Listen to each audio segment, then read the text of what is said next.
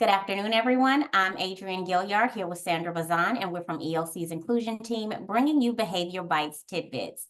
Last week, we introduced the cycle of effective redirection, and we spoke in depth about the emotional piggy bank and how that portion of the cycle is our preemptive measure for relationship building for those times when we have to redirect our children.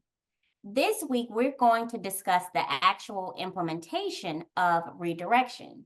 And when we redirect behavior, that is a technique that involves changing the focus of a child's attention from an undesirable behavior to a more positive one. And it interrupts and redirects a child's challenging behavior and attempts to calm them down to avoid further conflict. So, Sandy, let's take a few minutes to explain what it actually looks like in action. Yeah, Adrian. So I remember you and we had an in-depth tidbit that we did on noncompliance and defiance, right? And Mhm. so I think that one is a good reference point just to throw it out there. If you guys want to just scroll and see that tidbit, I think that one's going to be extremely detailed in the how-tos. I Mhm. think we need to focus on the preparedness of, right? So we have to have a plan.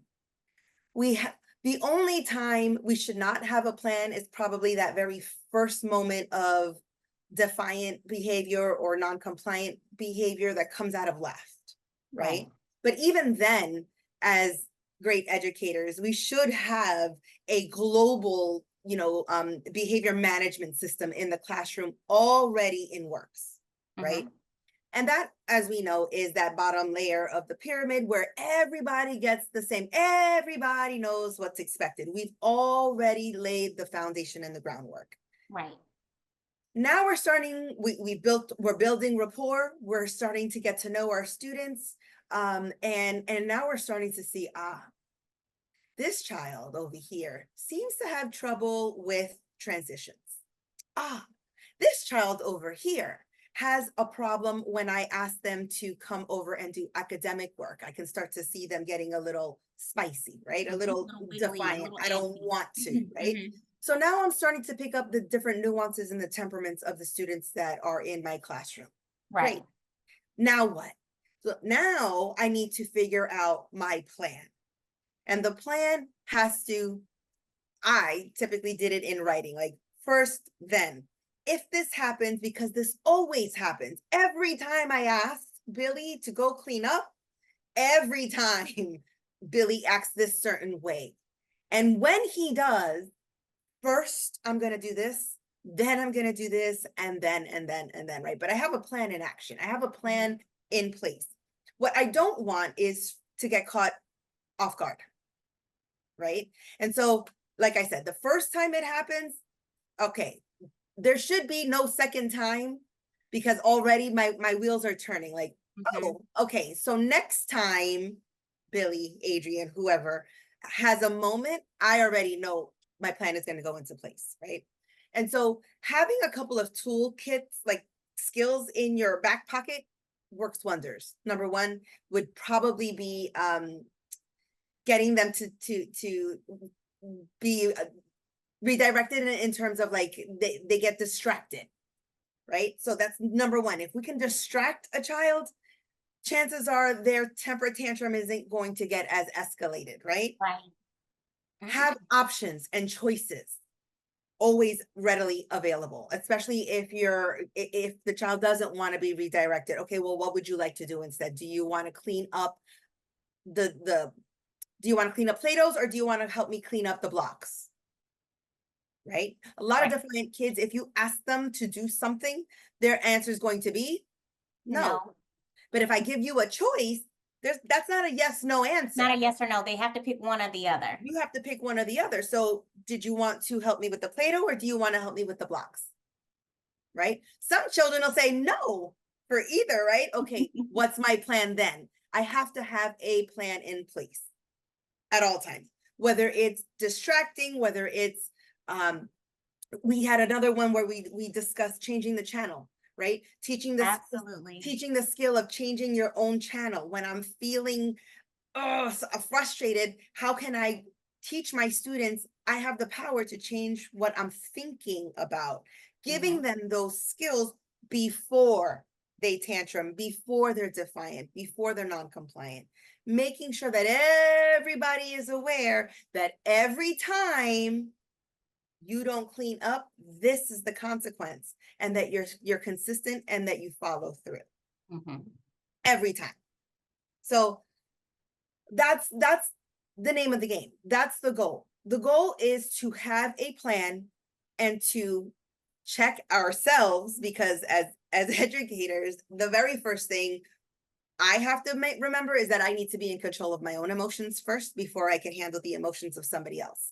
And so if I feel myself being triggered, I can then model some deep breathing and calm myself first before I ask for what I'm about to ask for. Do you want to do this now or when you are ready? And again, being explicit with that. So I don't know if that kind of answered the goal of this, but I think it's really, really important that we make sure that we all have a plan in place first and foremost. Where, for example, where are the breaks going to be taking place?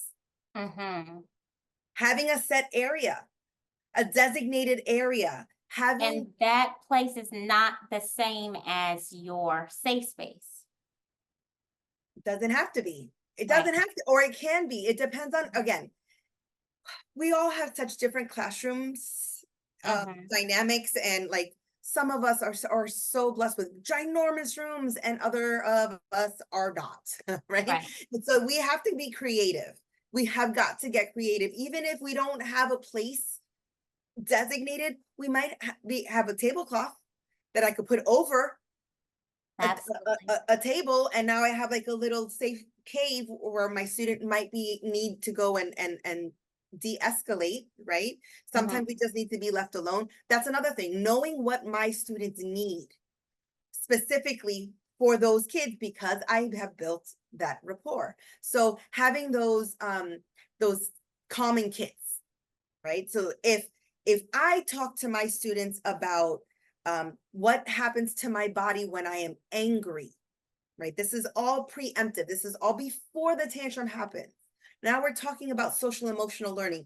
This is what my body feels like when it's angry. My ears get hot. I get tingly in my fingertips. I start to sweat. I get hot. Ooh, I feel it coming in here. Like there's so many. And what do you feel, Adrian? And so now we're having this conversation. Okay, great. What makes you feel better? Oh, I need to scream, because when I'm mad, I need to scream. Ooh, maybe now I introduce a screaming pillow, and I have a kit for my mad kit, right? When I'm mad, this is the red box toolkit. So anything that I need, maybe I need to squeeze something, or I feel like I need to break something. Well, I'm going to put things in that box that allow for that function to get that out, right? Because as we know, it's going to come out one way or another. Let's give our students the skills, number one, and then the tools, number two, right? So we're talking about it, and now we're putting this all together. Third thing is, now let's practice, right? I'm going to practice this when there is not a tantrum in sight. And it's going to be fun, and it's going to be role playing. And, you know, Miss Adrian, I'm going to pretend with you because we're co-teachers, and we're going to create a skit. And now we're going to ask Billy, who does have an issue with anger sometimes, right? And pull him in. And now, Billy, what makes you mad? I don't like it when somebody takes my toy. Oh, let's pretend. Now I'm going to take a toy, or I might have another student pretend, but it's safe. We're role playing. Okay, Billy, now you're mad. Pretend you're mad. Oh, what are you going to do? I'm going to go to my safe space, and I'm going to use the screaming pillow. Take the screaming pillow. Go have fun with it, right? We're practicing this so that when it actually happens, it's not punishment. It's not perceived as a timeout. It's perceived of, okay, I know what I need to do. I need to calm down. And then we're going to go into part 3 next time. So I'm not going to talk about what the part 3 of it is, but then remembering that our role is consistency and follow through, right? So now I planned it. I have a plan. We talked about it. We practiced it. We role modeled it. We did all of the things. I've given them the tools. I've taught them what I mean by change the channel, right? And again, all of those things we've talked about in previous tidbits, but Now what? Now it's up to me as the educator, as the adult.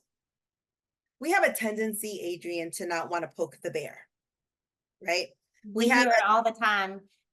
You know, I know he's gonna cry, so I'm just gonna go ahead and let him do whatever it is he I'm needs not to going to tell him to clean up because every do. time I tell him to clean up, he throws the He toy. throws a fit, he throws a fit, he throws a toy, or he hurts his friends. So I'm just not gonna tell him to clean up. And I'm here to say that it's an impossibility to fix or manage or change a behavior without that behavior being present, right? So if we have a non-compliant student, there's no way to teach compliance. There's no way to teach all of that until they're non-compliant, right? So if you have an aggressive student, there's no way to teach them how to self-regulate unless they're not regulated, right? And so avoiding tiptoeing around and not wanting to rattle the cage is counterproductive It's and counterproductive. It counterintuitive. doesn't teach anything.